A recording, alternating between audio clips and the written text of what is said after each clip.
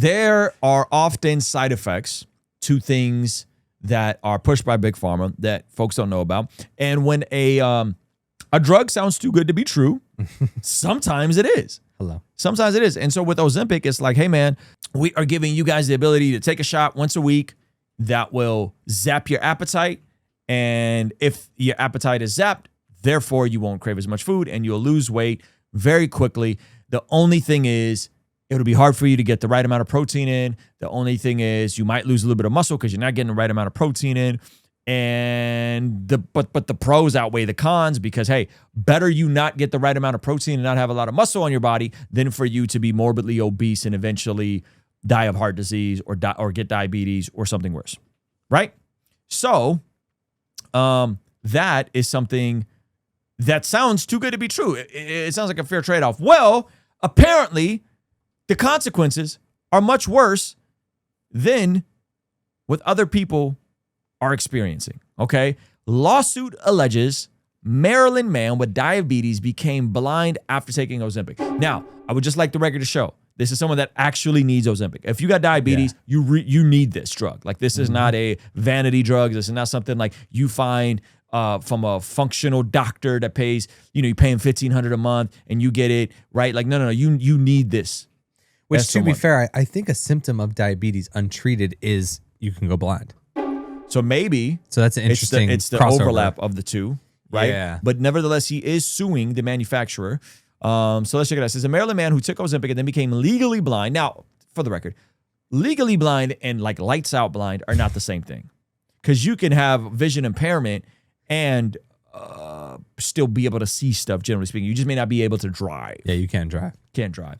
And so this says that he was legally blind, arguing it had obligation to warn patients that loss of sight could be possible side effect. So, hey, this should have been communicated more early. Todd Ingle, 62, was prescribed Ozempic in 2023. So this is relatively early. You got the Johnson & Johnson.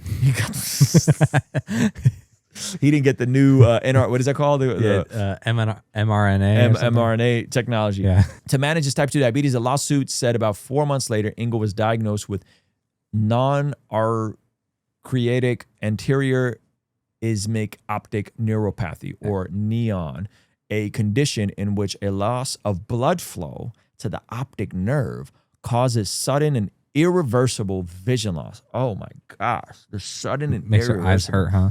Yeah, that does. Out loud. Oh man, I'm like, Jesus. I'm so glad. I never even thought about the blood flow going to my eyes until now. So now I got to rub it and make sure that they still work. NAION occurs in about 10 out of every 100,000 people over age 50. Ozempic and others in the same class of drugs, called GLP-1s, were designed for type 2 diabetes and have had to become wildly popular for weight loss in recent years. Some studies have indicated that patients prescribed semaglutides, the active ingredient in Ozempic for diabetes or weight loss, may be at increased risk. Experts say while evidence is growing that there is an association between Ozempic and NAION, it's still too early to know definitely if semaglutides raises the risk of developing the condition, especially before diabetes itself, this is what you just said at the beginning of this, is a risk factor for other eye issues. The lawsuit filed Thursday in the Superior Court of New Jersey. Say it. New Jersey Middlesex.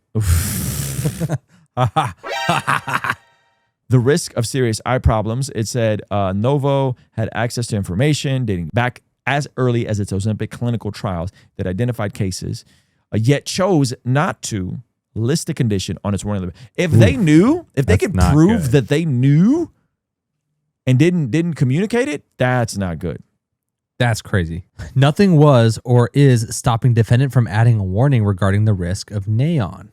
In a statement, a spokesperson from Novo said NAION is not an adverse drug reaction to Ozempic and other GLP-1s. Novo Nordisk said its benefit-risk profile of semaglutide remains unchanged after a thorough evaluation. Southern Denmark an internal safety assessment, which didn't suggest a causal relationship between GLP-1s and NAION. Okay, so someone in the chat said, "Don't get me started on what? GLP-1s." What's the issue with GLP-1s? I thought that again, my impression of it was that the risk outweigh the rewards outweigh the risks. So again, like if if you have diabetes Yeah. and you can't get your weight under control for whatever reason, and this is something that can either help you lose 100 pounds and keep it off by taking this for the rest of your life, the risk of whatever side effects come are better than the other. Now, in a perfect world, everyone would just learn to eat more caloric dense food, higher protein diets, and take the weight off by moving and eating better. In a perfect world, that is what all of us would do. But we don't live in a perfect world. People struggle. I just saw a friend, Zach, that you've met, and they lost 100 pounds. Come on, somebody. 100 pounds. But they got the gastric bypass surgery. And when I saw the person, I could not recognize the person. They looked like a whole nother human after losing 100 pounds. That's crazy. So they needed a little assistance. This person loves Jesus. I'm sure they've tried to moderate their food intake, but for whatever reason, they needed the surgery. They got the surgery, and they look like another person. They look healthy. They're crushing. You know, they're crushing. They've been able to keep it off. They eat better now, so on and so forth. So some people need assistance, man. I don't want to get too judgy of like, you know, how dare you just move more? It's like, dude, the stresses that day to day happens to a lot of people. You can't manage your cortisol levels. You might be in dire situation financially. It might be like some people need assistance to move the needle, especially if you're 100 pounds overweight. I'm like 2 months away from needing assistance. Okay, so what did we find out about the side effects? It's kind of this right here. Yeah, what we're seeing. Jonathan Ornt, an attorney for Engel who works for plaintiff litigation firm Motley Rice, said Engel first experienced loss of vision in one eye before eventually becoming legally blind in both. The eye problems forced him to resign from his job as a motor equipment operator for his county's public works department, made it impossible for him to drive, and have forever changed how he interacts with family and friends. Yeah, this came with actual economic loss. Yeah. Yeah. So it sounds like they're just. So if they knew, they knew, and they had put up a evidence, warning label, and they didn't put up a warning. If you put up a warning label, at least people know this drug may cause da da da da da da. Right? Like we see most commercials, and they tell you a gajillion different things late at night, you know, or on those ads. This antidepressant may cause suicidal thoughts. Right? I was like, wait, the antidepressant caused me to delete myself? That's it. That's. I'm thinking the thing that because I don't want to delete myself. That's why I'm already there. What is going on? I want that. Right? And Pharma's crazy. So yeah, big pharma's crazy. I just tell people the risks, man. Tell people the risk. I don't know why you're lying to people, right? Because listen, there's a gang of people that would still hop on this in a heartbeat. Yeah, just say it. Just say it though. Just tell me. Yeah. So anyway, but ultimately, look, calories in, calories out. Eat more nutrient-dense foods. Come on. Eat foods that are higher in volume, lower in calories, fruits, vegetables, chicken, protein, stuff like that. Higher volume fills your tummy up. Your tummy doesn't know that it had, 300 calories from the daggone chicken breast versus, 900 calories from the peanut butter pretzels. Oof. Your body doesn't know the difference, but they take the same amount of volume in your stomach. Yeah, it's crazy. So eat the calories that are bigger in volume and move. Just move your body. That's something that every single person could do right now. Right now. The level up to this is then, track your macros. Use ChatGPT. Take a picture of every meal. You could create a prompt in ChatGPT. Tell it to round up your macros. Use something like Lose It. Count calories. That's what I do. Right. And at the very least, that keeps me from completely doing they say there's a component. And I'm not endorsing the language of this, but they're saying there's a component that if you slip in one area, that your brain goes to effort mode. And effort mode is like, forget it. I already fell. I already didn't follow the meal plan. Effort mode is, I'm just going to wild out with what I'm eating. That's right? Crazy. But that if you're, to me all the time. if you're, right? But if you're keeping track of what you're eating. Yeah, when I keep track, I'm fine. And how do you do that? Man, ChatGPT, you can do it on a free version. Yeah. You can create a little folder. You could say, hey, I'm trying to lose weight. I'm going to take a picture and describe everything I'm eating. I need you to give me my roundup on the calories. Yeah. And so when you're out and about, you're more cognitive of what you're eating and it's slightly rounding up. So say like I'm traveling. When I'm traveling, man, kids hungry at the end of the night. It's 11 o'clock. We haven't eaten a smoke fest. You round up?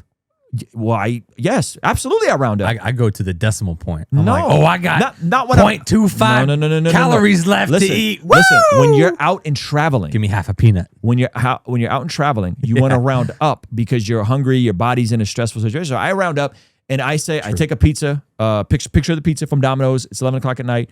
But I know that like, hey, I ate 3,000 calories. Probably really only ate 2,500 calories, but I'm letting it trick me a little bit. Yeah. And then the next day, I'm back to maintenance, or I'm in a slight deficit. I'm back down to 1,700 calories to offset. Right? It's called the tick for tack rule. When's the fitness channel come in? Oh man, it's when they want it. You know, it's when I use Lose It because I got a lifetime membership on Lose It for like $50.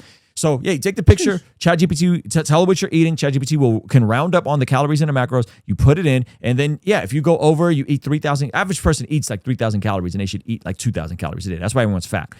If you eat 2,000 calories a day, you'll be fine, right? So that means if I have the food, like let me be very specific. Yeah. I came back from 3 days in Nashville, maintenance weight 192. Come 191, on, somebody. Right? I didn't made gain it to weight. the south and didn't come back. Didn't come back fat. Big body boned boy. If I went to F it mode, yep, I would have went all the way mode. off the forget it mode. I would have went all the way off the rails. Yeah. So fried chicken, fitness channel, grits. Fitness channel when I got the abs back. How about that? Give me another 2 months. I got the abs back. And it would be called 40 and Fit. 40 and ooh. Come on, somebody. All right. Hey, thank you so much for watching this video all the way to the end. If you liked it, then hit the like button. If you liked it a lot and have a thought to share, leave a comment. If you are listening to this on the podcast app, make sure to leave a review, and you could even leave a comment over there.